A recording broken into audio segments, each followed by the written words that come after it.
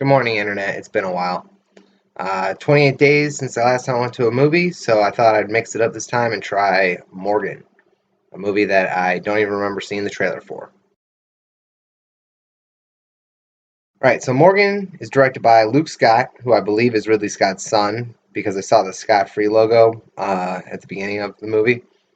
And it stars Kate Mara and Anya Taylor-Joy with some supporting characters like Toby Jones and Michelle Yeoh and Paul Giamatti. So I went into this not really expecting anything. I was actually kind of hoping I wouldn't like it because most of my review videos have been positive. So I wanted to try to break away from that a little bit, but I liked it. I mean, not a whole lot. It was short. I like that it was short. It was only like 87 minutes, 1 hour 27.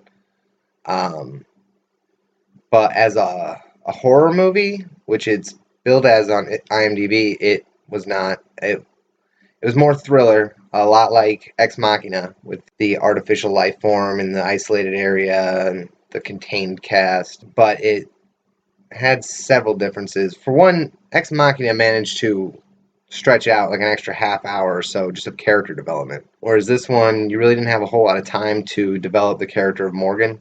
There was a lot of things that were left unsaid that maybe other people understood, but I didn't. But the performances were all passable. Kate Mara was good at times. I think there was a few times when she was saying lines kind of hokily. Um, Toby Jones was amazing. Paul Giamatti had the best scene in the movie. I like Michelle Yeoh. I always like Michelle Yeoh, but this is the first time I've seen Anya Taylor-Joy. My friends have been raving about The Witch or whatever movie it was. They specifically Anya Taylor-Joy. I don't remember what movie she was in that they all saw that I didn't. But she was badass in this. Like I was seeing a future in superhero movies for her. I literally saw Chekhov's gun. I joke around with Chekhov's gun a lot when I watch things, but this one literally showed a gun in the beginning of the movie, in the first act, and then fired it in the third. That was a nice thing to see.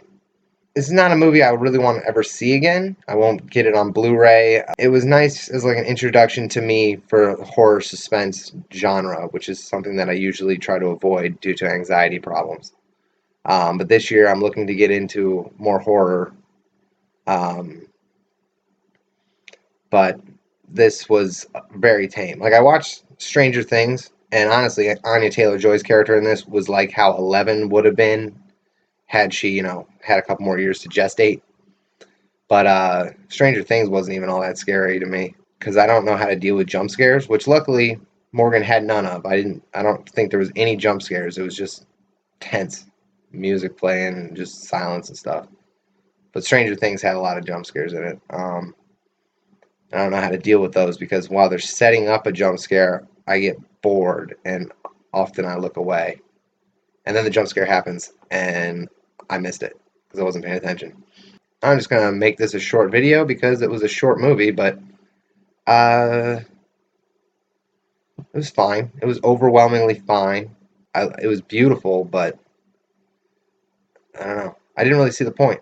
I didn't get what they were trying to say. If there was a message involved, and it may be a fairly forgettable movie. I don't know if I'm even going to remember to talk about this to people on Tuesday because I didn't really see a point. So anyway, I'm gonna let you go. You can go back to your other browsing. Goodbye.